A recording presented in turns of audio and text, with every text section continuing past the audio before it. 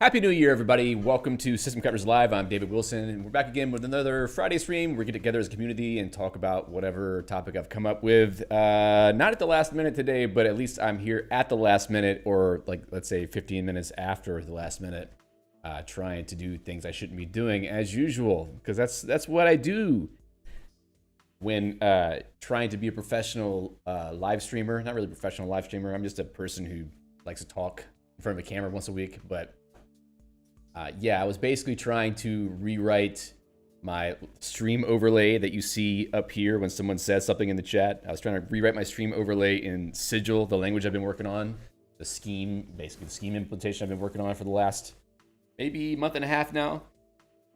I just got it working, and it was doing great. The chat was showing up on the overlay, and you know, all the polling for messages and stuff in the background was working. And then after about 10, 15 messages in the chat, it hit a Stack Overflow error. So looks like we're getting commercial breaks for people in the live stream audience, which is great. I always love to see commercial break. Actually, that shouldn't be happening. I turned off monetization. Let me know if you're seeing ads, because I turned off monetization in the stream, okay? It's a little bit messed up if they're putting ads in front of it, because I told them not to. I'm sorry if you're seeing ads right now, but YouTube did not have my permission to do that. I don't know why they did that. Anywho, point being, there are some bugs to work out, but there's an IRC client implementation now and asynchronous server management. Oh, you saw the banner? What banner? You mean the logo? Okay, good. If there's not an ad, that's good. Oh, in Twitch. Okay, Twitch is a different story entirely. I can't really say anything for Twitch. So, yes, Sigil-based live stream overlay with some extra goodies is probably going to be happening pretty soon, because like the bare minimum implementation that I already had working in Guile is working in Sigil.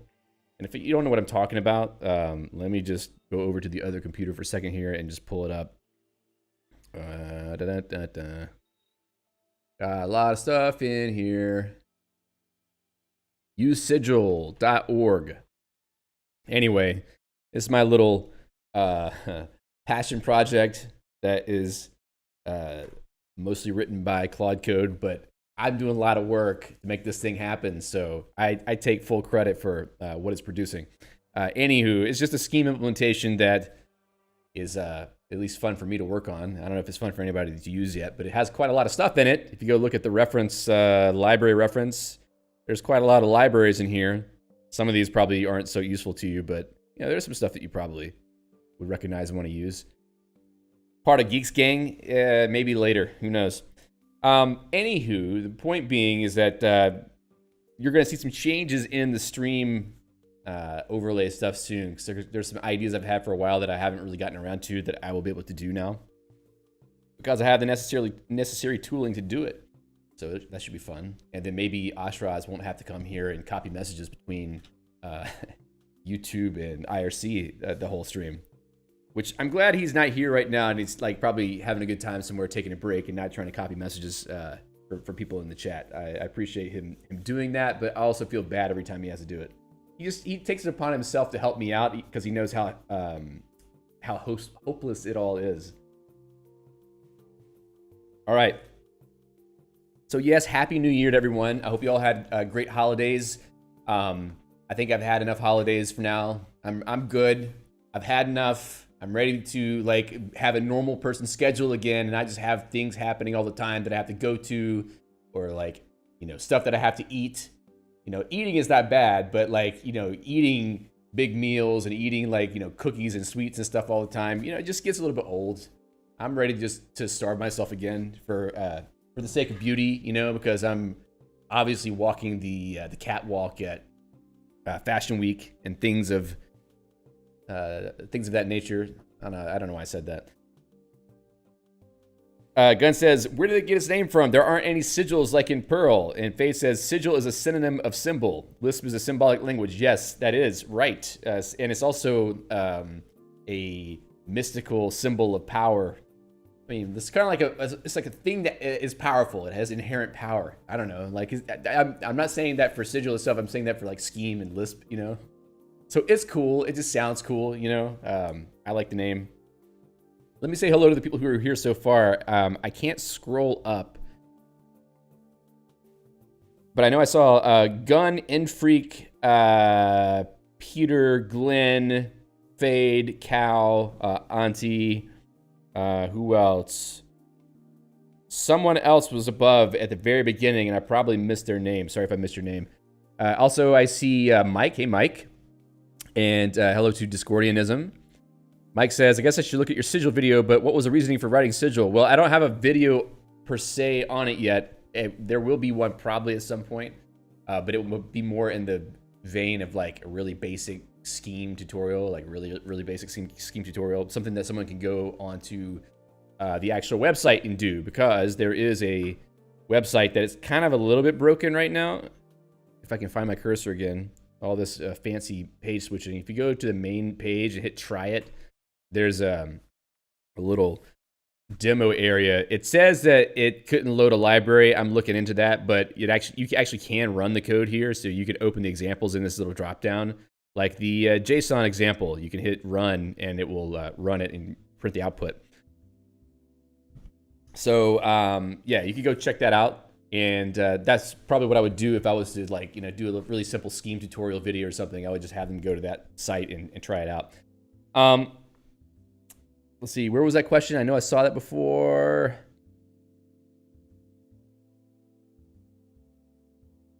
Because Peter's referring to it. Like, why? There's a why question. Why did we do this? Where is it? They said that's a cool feature, the web REPL. Yeah, that's basically the core of like being able to deploy apps and stuff to the browser. Hey, Alejandro. Because I want to do some game development with this thing and put it on websites. That's another thing that I want to do there. Anyway, the question. Yeah, Mike asked the question. What was the reasoning for writing Sigil? Because I wanted to do it. Like I had been working on my own Scheme implementation or something like Scheme called Mesh a couple years ago, and it's difficult to do that all by yourself. And now the AI has gotten pretty sophisticated to the point where it can write some pretty deep code. I was like, okay, why not just try to see if I can write like a full Scheme implementation? And let's just say it's gone a little bit too far at this point. I've basically written an entire ecosystem in less than 2 months. And it's only speeding up now after I've gotten like all the basic stuff working and fairly stable. There's still bugs. There's a lot of GC bugs that I keep hitting every now and then where it will cause, you know, weird issues or crashes, you know, use after free, or like, you know, invalid pointers hanging around, these kinds of issues. But it's getting better and better, and I'm writing more actual code in it these days that does stuff. So there's some stuff brewing. Peter says, seems to be the norm nowadays, terminal to web browser. Oh, you mean terminal, like a terminal app in the browser? Well, yeah, there will be actual like graphical apps and stuff. Yes, Alejandro, invalid pointers equals debugging party. Yes, that's true. There's been a lot of debugging parties in my house by myself. So, what else is going on? Let me actually get the show notes started up here. Mike says, that's the reason why we do most things. Yeah, because I want to, because I was bored. I needed a project to bring meaning to my life, and that's what I decided to do. Where am I? Projects. Well, let's just do XPP here. Systemcrafters.net. Hey, systemcrafters.net. There we go. Find file, December 2025. I know it's not December. I guess I got to pull up one of the old files here. Okay. This is my workflow. It's really efficient, as you can see. Let me just grab this part and then say January 2nd, 2026. Can you believe it? It's 2026 already. Like, I felt like it just turned 2025. But 2025 ended up being a pretty weird year. Really weird year. Hopefully this one's better. Really weird. So, Zellij. I actually watched a video. What did I say? Revisited? A video by the person who wrote Zellij, and I think he pronounces it Zellij. So maybe I should be pronouncing it Zellij. Alejandro says 2025. I feel like it's still 2020, 2022. Yeah, you know, that was a good year, I guess, in some ways. I think so. I had just moved to Greece. I was doing a lot of live streaming that year. That was fun. All right, January 2, 2026, 6. Okay, sorry, I didn't mean to start like summoning demons. Okay, so man, I got way too many screens and computers I'm trying to manage with one single keyboard, and it's starting to drive me nuts. Okay, hey Judy, haven't seen you in a while. Happy New Year. Faith says, how about walking us through the Sigil overlay code for the stream? Yeah, I might do that after it gets a little bit further along, maybe next week. Because it's kind of interesting, because I'm using concurrent programming like channels, kind of like Go routines from Go. And it's possible for the IRC server, the IRC client and the HTTP server to sort of cooperatively listen for activity on sockets and then defer to other concurrent processes inside of the scheduler, let's say, to be able to make it seem like it's single-threaded when multi-threaded when it's actually single-threaded. Concurrency. So it's kind of cool. I don't know. It works. Judy says, need to be in IRC more in 2026. Yes. IRC 2026. We're gonna take over the IRC airwaves. We're all gonna be there more often. Me too. I actually have started being in the IRC a lot more often. I'm surprised that Trev's not here, because usually he complains that I'm not in the IRC. So where's Trev? I mean Treve. Geeks course coming soon. I have been working on the Geeks course that I've been kind of working on and off for a while. And it's coming along. It's another one of the kinds of courses that I like to make where I try to go into the details of how it works instead of just telling you like what commands to run. It's called Geeks Essentials. And it's really for people who haven't installed Geeks before, or really don't maybe you've used it very little and you don't really know sort of like what it's doing behind the scenes. So it's meant to help you install Geeks for the first time and to explain the concepts of Geeks and sort of just a general day-to-day usage patterns for how you would use Geeks as your primary Linux distribution or your primary operating system. That will be the first of a series of 3 courses. The second one being basically crafting your desktop environment or your whole system. Let's say crafting your whole system with Geeks. So we would go more into detail about like setting up your Geeks home configuration, writing your own custom home services, setting up all your applications, setting up a desktop environment with Wayland and Sway or maybe a different window manager. And sort of more like getting into the code details about how to customize Geeks.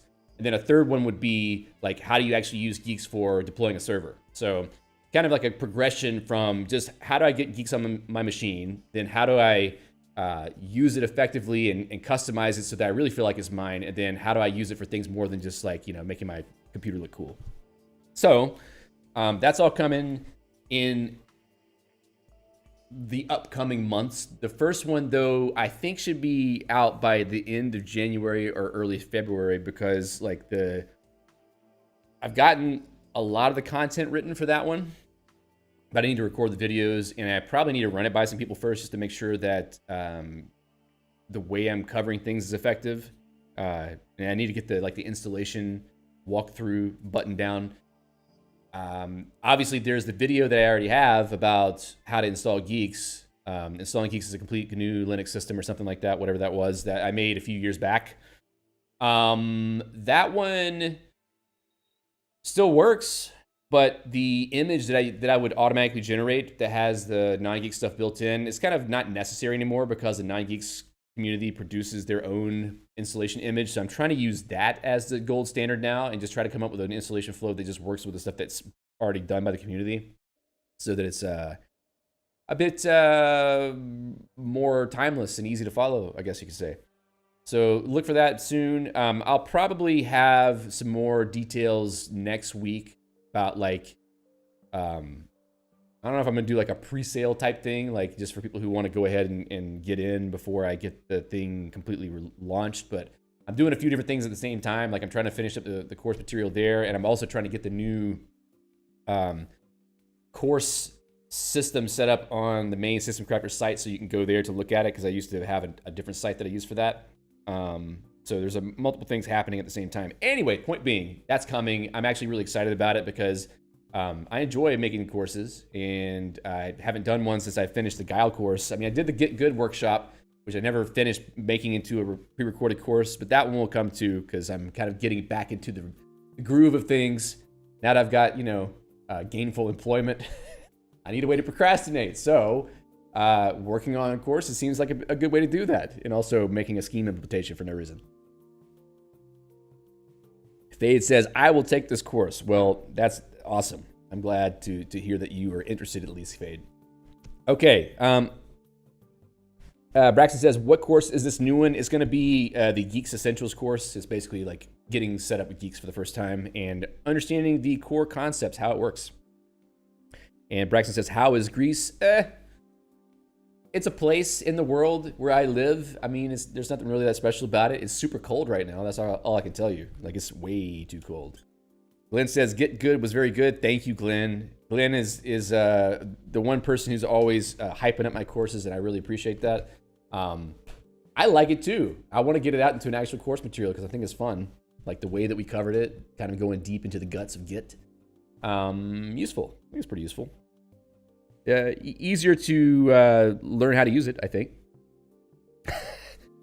Mike says, gainful employment, sweet, money is good. Yes, well, it takes the pressure off, let's say. Takes the pressure off. Faye says, your scheme course produces fully viable hackers. I was impressed. Yes, Glenn has surpassed all expectations in terms of someone who would come out of a course that I made and actually like start coding on a lot of projects with no prior hacking experience, let's say. Hacking, crafting, that kind of thing. All right, Geeks course coming soon. Geeks Essentials. I'll have more to share next week. What else? So, you know what? Because I'm lazy, not really lazy, because I tend to procrastinate on things, I left the discount up for the scheme course on the website after Black Friday, and people have been buying it. So I'm just going to leave the discount up longer, because why not? If people seem to be interested in getting the course, I'm just going to leave the discount up. So if you go to systemcrafters.net / come on now, courses / hands-on Guile scheme beginners, then there's the information for the Guile course, and it's $99 right now. So that's the current price on the course with discount. Fade says, take the course. Jeff says, I'd like to be a viable hacker. You are a viable hacker, dude. You're doing stuff, in the community already. You're working on crafted Emacs. So, yes, discount is still up for hands-on Guile scheme for beginners. I can't even type. So, what's been going on in the community, in the world? I've been doing all the holiday things, and I haven't been paying too much attention. I've also been spending a lot of time working on Sigil, which has been a ton of fun, and I've kind of been a little bit too obsessed with that, but it's producing useful things for me. And that's really all that matters, is that it's producing useful things for me. Mike says, what's this Get Good course? Get Good. I did this, what was it? December of 2024? When was this? Or January? I can't remember when it was, but it was a long time back. Anyway, it was a workshop that I had done about Git, like understanding Git internals. I'm going to turn it into a course. Yeah, it was just over a year ago. So I'm going to turn it into a video course too, but I just haven't gotten back to it yet. I had worked on it a couple different times, trying to finish the material. I don't want to look at my face for some reason. I've tried a couple times to get back into it, but I haven't gotten there yet. So it will happen eventually. Let's see. It says, you've already learned common list, Judy. You don't need to worry about scheme. And Judy says, I do want to play around with embeddable scheme stuff. Well, embeddable in what way? Like into a C application? Jeff says, I do enjoy some common Lisp. Yes, common Lisp is fine. It's great. I think I'm trying to make Sigil more tempting to common Lisp people. Eventually, you might want to use it because the REPL experience will be a lot better. It already is pretty good, but there's still a ways to go before it gets CL level. Judy says C is kind of my main non-Lisp language. Well, with Sigil, you can embed it in a C application, but all the tooling is kind of meant for it to be like the primary language, but you can easily pull in C code into a project and build it. So there's stuff for that. Faye says, make it a Lisp 2. And you get a lot of the way there. See, that's the thing. I don't want a Lisp 2. I want a Lisp 1. I want there to be a single global namespace. I know that it causes problems for various different reasons, but I prefer it. What can I say? Okay. What else is going on? I'm trying to think if there's been any news. I mean, there's the holidays. I guess nothing's really happening. Nothing's really happening in the world because everybody's, busy with all the merriment and gaining 10 pounds. I don't know how much that is in kilograms, but everybody's gaining weight from all the food and drink and stuff. My daughter was complaining last night because she noticed that her belly is getting bigger. And I guess this is the first time she realized that eating too much sweets has consequences.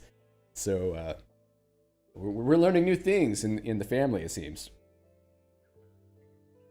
She says, I've already played around with calling C from Common Lisp, and the experience is pretty good, although I'm stubborn and use SBCL internals instead of CFFI. Yeah, I don't have any dynamic FFI story yet. You can write C code to wire things up yourself, but I think it will probably provide a dynamic FFI library at some point. Braxton says, we have to invent Lisp 3. I don't really want to know what that is. What's the third dimension? You've got Scheme, which has a single namespace for all symbols, or a single binding environment for all symbols, and Common Lisp, who has multiple binding environments for symbols. What's the next dimension for Lisp? Is it holographic compilation somehow? Is it quantum computing? Qubits? Things of that nature? Judy says, well, if Emacs only had faces on top of functions variables, it'd be Emacs. I don't know. Peter says, lifetimes are fun. Are we getting philosophical, metaphysical here? Or are we talking about lifetimes of bindings? Anyway.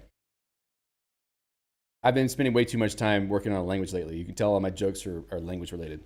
Okay, so let's see. Let's take another look at Zellij. That's how I'm going to pronounce it because I don't know for sure. Zellij. So I did a stream about Zellij. I want to say it was like 2 years ago. It was February of 2024. Which is crazy if you think about it. If you don't know what Zellij is, which you probably don't, maybe you've heard of it. I'm sure you've heard of Tmux. So Tmux is a terminal multiplexer. It's basically a program that allows you to launch a program, a terminal program inside of it, and also launch many terminal programs inside of it, and do things like switch between tabs, split panes to have multiple terminal programs running side by side. Usually, if you see people having like a really I'm trying to think of a better word than the one that I just almost used. With a very fancy Vim setup or NeoVim setup, usually they're using Tmux for putting like a terminal or a file browser or something next to their editor pane. So Tmux is used quite a lot in other circles in the kind of, Linux or developer community. Emacs does a lot of that stuff already for you because you can have a terminal emulator sort of baked into Emacs. So people who use Emacs often don't need to use something like Tmux so much. That's why you don't really see, me talking about it that much, or other people who use Emacs talking about it that much. Judy says, or GNU Screen, I guess. Yes, Screen is another example, but Screen is kind of primitive by comparison, I think. Tmux is a lot cooler and more useful. Zellij is like another generation after Tmux. It was written with a lot of inspiration from Tmux, but it's meant to be a lot more modern and a lot more user-friendly by default. And we tried it a couple of years ago. I don't really remember what my conclusions about it were. I mean, I guess I didn't really feel like it was necessary for Emacs users because it was, it does a lot of things that you already get from Emacs. But it seemed cool. But recently, I've been spending a lot more time in the terminal because of Claude Code. And there are other interfaces to Claude Code, like especially in Emacs. There's ways that you can integrate Claude Code in Emacs. But still, to me, there's something interesting about running it just directly in a terminal. Okay. And because of that, I'm thinking, okay, so if I'm spending so much time in the terminal in Claude Code, how do I rethink my my workflow? Also, how do I get access to the same things I was already doing from my phone over SSH if I need to kind of check in on something or write down some ideas when I'm on the go? So I thought back to apps like Tmux again, and then I started looking into Zellij, and it does some pretty interesting things. And I've kind of like only as of about today, yesterday, I've started working on some workflows with it, but there's some stuff you can do with it that I think is pretty interesting that I wanted to talk about and maybe see if there's something to it. There's also some interesting features, like you can have your browser. You can go to a browser page to get into your Zellij sessions. So it's even another aspect to it. You could actually go in your web browser and then jump into your terminal sessions remotely, even if you have like Tailscale or WireGuard or something like that. So kind of interesting. Fade says, I have no terminal multiplexing needs that aren't met by Screen. Yeah, Screen gets the job done for most things, I think. Also, there's Tramp in Emacs, but I've never really been much of a Tramp lover. I mean, it works, but I don't really use it heavily. I don't really do things on remote machines that much. People who do a lot of system administration probably do love Tramp. I've done more of it recently because I've been hosting, servers for system crafters, etc. But yeah, it's not been as much of a thing for me to use Tramp. Auntie says, Tmux is way cooler. GNU Screen is the past. I haven't used Screen that much. The last time I tried to use Screen, it didn't turn on like 256 color term info by default, and it just like looked really crappy. So Judy says, I've used Tramp a lot. Sadly, hard to run Emacs in certain environments for me right now to use Tramp, so I'm stuck with running Emacs via SSH on a remote host, which is not as good. It can be fine. But one thing I'm realizing while using Emacs in the terminal again is that there's just weird things that don't work the same, like certain key bindings, like the ones for going to the top and the bottom of the buffer, like the Alt-Shift, angle left, angle right brackets. Those don't work perfectly, and I kind of use those a lot, so I need to figure out a way to get around that problem. Anyway, okay, I'm rambling a lot here. So evil mode works as expected. Yes, evil mode does work. See, that's the thing, is like on a mobile phone, when you're trying to use Emacs, evil mode or Vim style key bindings are way better because you don't have to use modifier keys. and you can get around a lot more easily.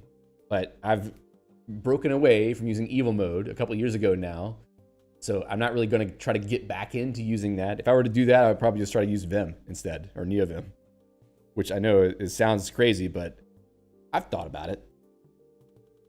Let's see. Alejandro says, Emacs is my multiplexer. I don't work in remote host, but I can run Vim in a remote connection via SSH. Yes, that's true.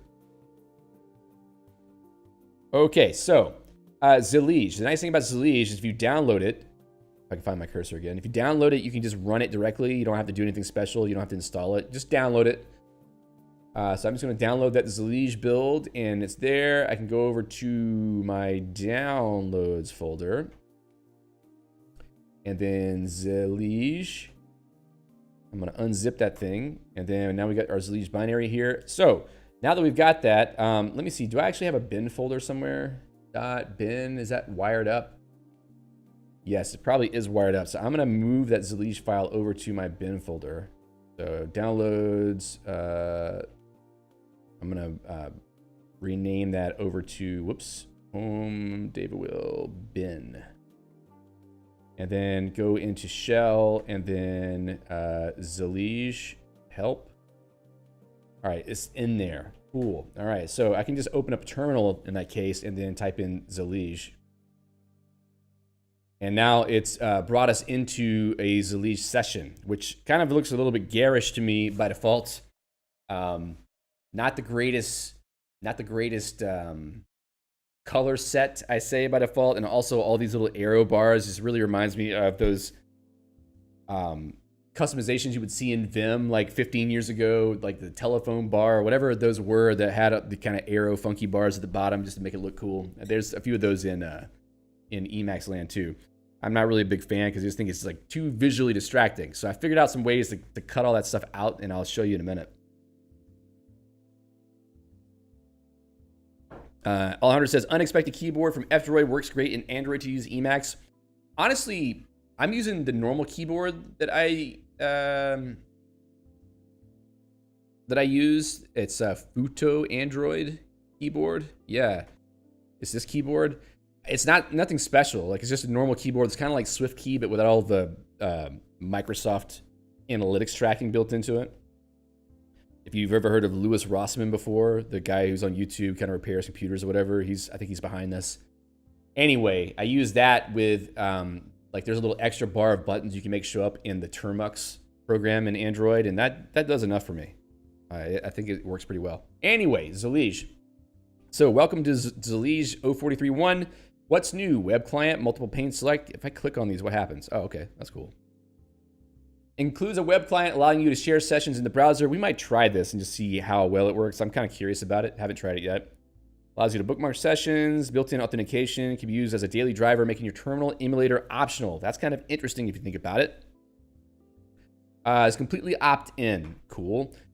Multiple pane select. Ability to perform bulk operations on panes. Close, make floating, break to a new tab, etc. Alt left click, then toggle with Alt P. The other thing that's interesting about Zellij is that mouse functionality actually works. You can drag windows around, and it says you can pin them. I've never seen that before, but kind of weird. I mean, I'm dragging a window around the terminal, so it is kind of like a terminal-based window manager in a way.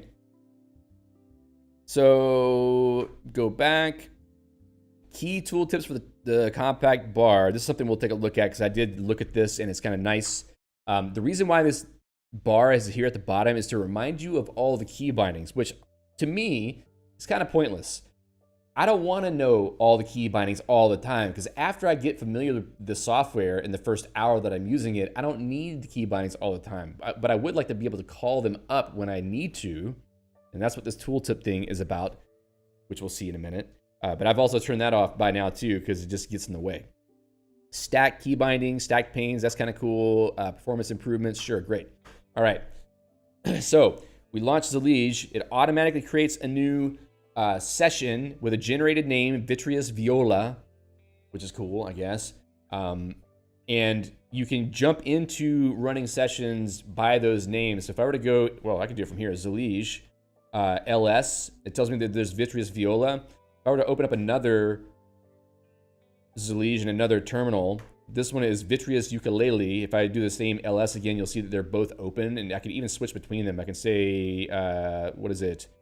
Control O for session, W for session manager, and then where's the other session? Oh, maybe it's because they're currently being used.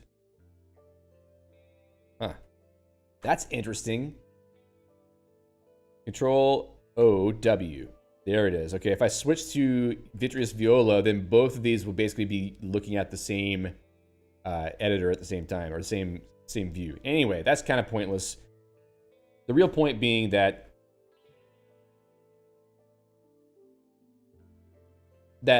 sessions are kind of built in, kind of easy to deal with. Hey, Trev. Peanut butter Zellij time. Okay. Fade says, Zellij conflicts some of the bindings I use in my window manager. Yeah, we're going to look into how to deal with that, because using with Emacs is kind of a problem, because a lot of these bindings, like Control P, Control N, etc., are very common in Emacs. So you've got to find a way to get them out of the way. Okay? So we're going to look into how to do that too. Anyway, we've got both of these sessions up here, not really that fancy, but maybe what we should do to start with is try to run Emacs in here and then edit the configuration for Zellij and just get some of this gunk out of the way, right? So, Emacs client, NW. Let's see. Yes, I need to do server start in my other Emacs. So, server start. All right. Let's try that again. There we go. Now we're into Emacs inside of Zellij. Tab bar mode. Turn that off because we don't need that stuff at the top. Okay, so there you go. Now we're inside now. I think that by default it creates a configuration file for me in this. Yeah, see, we were already dealing with issues with key bindings in this Kittle file format that people seem to keep complaining about. In the IRC, Trev's complaining about it. Alternate Vet's complaining about it. I haven't noticed that it's that annoying yet. It kind of reminds me of Sway's config file format. I'm not really sure though. Yes, Trev, that's one of the things I want to talk about, is making basically a layout file. Anyway, we got to get this thing set up so that we can do Control N, Control P, because otherwise we can't use Emacs in here. So I'm going to use arrow keys instead at first. Hunter says, what is that? What is what? First, let me go to compact. Where is it? Default. Whoa, what the hell? What happened? This is terrible. That was the weirdest thing I've ever seen. Hey, I gotta fix the key bindings. It's all messed up. Is Control S? Oh, Control S is search. No wonder. So I can't even use Control S in Zellij. Empathy Monster says, I like HUML. I don't even know what that is. I'm kind of concerned about it, to be honest. What am I looking for? I'm looking for the defaults. All the key bindings are up top, and they take up a lot of space, apparently. So, Trev says, I missed the reason why we're back on terminal Emacs, but I don't want to know. Take one guess, Trev. Take one guess. All right, so. Default layout, compact. Is that the one? So I'm going to save that. Oh, I can't even save files. Save buffer. There we go. I saved it. So usually whenever you save a buffer, sorry, save the configuration file, it automatically detects that you changed it and it will reload it, right? It didn't do that right now, and that's okay. Self-inflicted pain? No, Trev. It's actually because of Claude Code. So, let me see. The first thing I want to do, I need to set the default state, because as you can see, there are different key binding states here. If I press Control P, it puts me into the pane state, which is almost like a sub key map, and it has other keys you can press in there. By default, you're in what's called the normal key state, or the normal state. But you can also press Control G to go to the lock state, which means that it doesn't, like all the other key maps are kind of out of the way and they don't bother you. The AI lipstick, give me a break. So what I want to do is set up that lock state by default so I can use all the key bindings in the apps that I'm in already. So where is that default? Let me go zoom down. Default shell, default mode locked. We're gonna put it into default mode locked here. And I don't think it, wait, let me actually, hey, get out of here. I can't even do anything. There we go. So the default state is locked now. All right, so I need to have it in locked state so I can move around and do things. Hold up. Yes, it's locked. Now if I use Control-N, Control-P, I can. But we still have the problem of it being Control-G, and Control-G obviously is used quite commonly in Emacs. So we need a way to deal with that. So what I think I did before, in the lock state, I changed the binding from going back to normal to go back to normal state to escape. Is that the right key? Yeah, escape to unlock. And now in normal state, we can see that there's the state names here. I'm gonna go back to lock state. I'm gonna go down. In fact, I can use Control-N, Control-P to locked, shared, accept, locked. Where is the locked state? Oh, it's right there. No. Shared, accept, locked. Maybe I'm looking for normal state. Resize, tab, pane. Is it the shared accept? Control-G, switch to state locked. I'm going to put this to Alt-Z. Do you ever use Alt-Z as a key binding in Emacs? I don't. All right, so Alt-Z... wait, hold on. Alt-Z is switch to mode. No. Escape. That's what I want. Escape on this one. I think I did it backwards. So I want escape to go to locked mode. I can't hit this binding anymore. And then locked, I want to use Alt-Z to unlock it. All right. So Alt-Z. So every time I save this file, it's actually updating the bindings, right? So unlock is the thing that we're going to use. So now I'm getting all the key bindings to go into Emacs, even Control-G, without having to do anything special. Then when I hit Alt-Z, it puts me into that state where it's like Control-N, Control-P, etc., like all the other bindings. So like if I want to create a new tab, I can hit Control-T and then N to create a new tab. And you can see I have a second tab up here. I can click to switch between them. So that's kind of the deal here, is that you want to have some key binding that doesn't conflict with Emacs so that you can hit that one to get into the other key maps that Zellij provides. And that's kind of the key for key maps. It's kind of the key for if you're going to use Emacs instead of Zellij, is to do something like this. I don't know if there's a better key binding that is not really used in Emacs that would be easier to hit, but Alt-Z has worked pretty well for me so far. I'm sure other people have other ideas.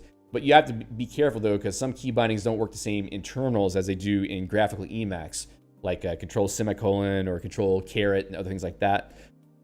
Peter says Mosh is pretty nice and low stack depth for remote session persistence. I need that. I know that it's in Geeks. I haven't set it up yet, but I really do want to do that. Faye says if you have a full frame graphically Emacs, you don't need Zellij. Yes, that's true, but I have different reasons for using it this time. The non-graphically Emacs. Okay, so we see this, that now the workspace is a little bit easier to deal with because we can get all of our key bindings in Emacs. We can do Control-X, Control-S, Control-S, Control-X, Control-C to exit. All the things that we need to do, we can do, no problem. All right. So let's go back into Emacs. The next thing is to change the theme, because it looks a little bit ugly. So I'm going to change this to Tokyo, what was it, Night? Okay, that Tokyo Night Dark is the one I found that I liked. It kind of reminds me of System Crafter stuff. So it gives a better look to it overall, like the bars aren't so hideous.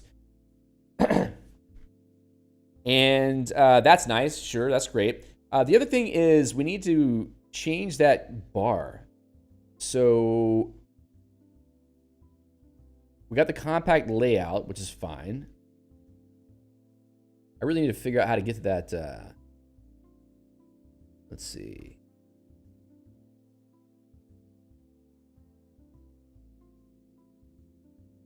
Auto layouts. Where is the setting for this? There's a way to make the stuff go away. Actually, let me look at the news because I think it was in the news for this release. So compact bar tool tips.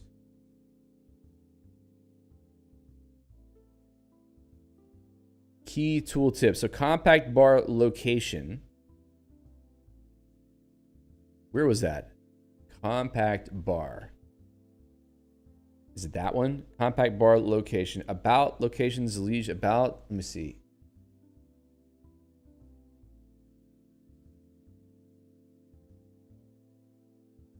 Default layout compact. Make sure the setup should get the compact bar instead. Basically, what I'm trying to do is to get this tab bar out of here. There's a way to kind of combine them together, or actually to move that one down. I want to move it to the bottom and get rid of this other bar. So tab bar, location tab bar. Let me just comment that out. Did that work?